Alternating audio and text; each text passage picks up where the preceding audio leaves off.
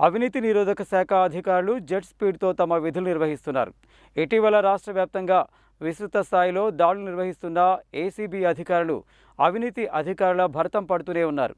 తాజాగా నల్గొండలో పౌర సరఫరాల శాఖ డిప్యూటీ తహసీల్దార్ జావీద్ను అదుపులోకి తీసుకుని ఏసీబీ కోర్టులో ప్రవేశపెట్టారు.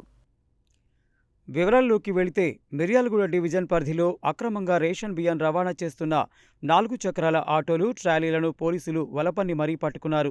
సదరు రవాణా ఆటోలను అధికారులు సీజ్ చేసి కేసులు నమోదు చేశారు. ఈ క్రమంలోనే జిల్లాలోని మిర్యాలగూడ సివిల్ సప్లై డిప్యూటీ తహసీల్దార్ జావీద్ను ఏసీబీ అధికారులు అరెస్టు చేశారు. అయితే సివిల్ సప్లై శాఖ సీజ్ చేసిన వాహనాలను విడుదల చేసేందుకు జిల్లా పౌర సరఫరాల శాఖ అధికారులతో కుమ్మక్కై బాధితుడి నుండి 70,000 డిమాండ్ చేశాడు. సదరు డిప్యూటీ తహసీల్దార్ జావీద్ ఆ సందర్భంలో అటు ఏసీబీకి, ఇటు జిల్లా పౌర సరఫరాల శాఖ అధికారులకు చిక్కకుండా పరారీలో ఉండి తప్పించుకొని తిరుగుతున్నాడు. దీంతో జిల్లా కలెక్టర్ లీలా త్రిపాఠి ఇటీవల సస్పెన్షన్ చేయడంతో డిప్యూటీ తహసీల్దార్ జావీద్ పరారీలో ఉన్నాడు. నల్గొండ ఏసీబీ ఆఫీస్కు ఒక కంప్లైంట్ వచ్చి ఒక కంప్లైంట్ లాడ్జ్ చేయడం జరిగింది. ఆ కంప్లైంట్లో ఏముందంటే అతను మిర్యాలగూడ సబ్ డివిజన్కు సంబంధించి పీడిఎస్ రైసు తక్కువ ధరకు కొనుగోలు చేసి ఆంధ్ర ఏరియాలో ఎక్కువ ధరకు అమ్మే బిజినెస్ చేస్తాడు. ఆ క్రమంలో మిర్యాలగూడ సబ్ డివిజన్ పోలీసులు వాళ్ళ పైన 3 కేసులు రిజిస్టర్ చేసి వాళ్ళ 3 వెహికల్స్ సీజ్ చేశారు.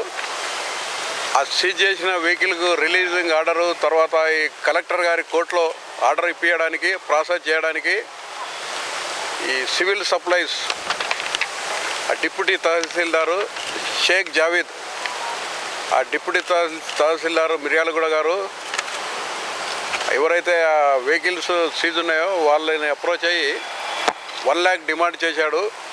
వాళ్ళు 1 lakh మేము ఇచ్చుకోలేము అంటే దాన్ని తగ్గించి 70,000కు ఒప్పందం కుదుర్చుకున్నారు. ఆ 70,000 ఎవరైతే మా కంప్లైంట్ ఇచ్చారో ఆ 70,000 అతని దగ్గర ఆయనకు ఇవ్వడానికి డబ్బులు లేవు ఒకటి, తర్వాత ఆయనకు డబ్బులు ఇచ్చి పని చేయించుకోవడం ఇష్టం లేదు కాబట్టి మమ్మల్ని సంప్రదించాడు. దానిపైన నల్గొండ ఏసీబీ రేంజ్ ఆఫీసులో కేసు రిజిస్టర్ అయింది షేక్ జావీద్ పైన. అయితే గత కొన్ని రోజుల నుంచి షేక్ జావీద్ తన విధులకు గైరాజరయ్యాడు అనాథరైజ్డ్గా. దానిపైన కలెక్టర్ గారు కూడా అనాథరైజ్డ్ ఆబ్సెంట్ గురించి సస్పెండ్ చేశారు. ఆ క్రమంలో నిన్న సాయంత్రము ఈ షేక్ జావీద్ను ఇన్ఫర్మేషన్ పైన పట్టుకొని కస్టడీలోకి తీసుకున్నాము. ఈరోజు సివిల్ సప్లై ఆఫీసులోను మరియు షేక్ జావీద్ ఇంట్లో కూడా సోదాలు జరుగుతున్నాయి. ఆయన్ని కస్టడీలో తీసుకొని తర్వాత ఈరోజే కోర్టులో రిమాండ్కు ప్రొడ్యూస్ చేస్తాము.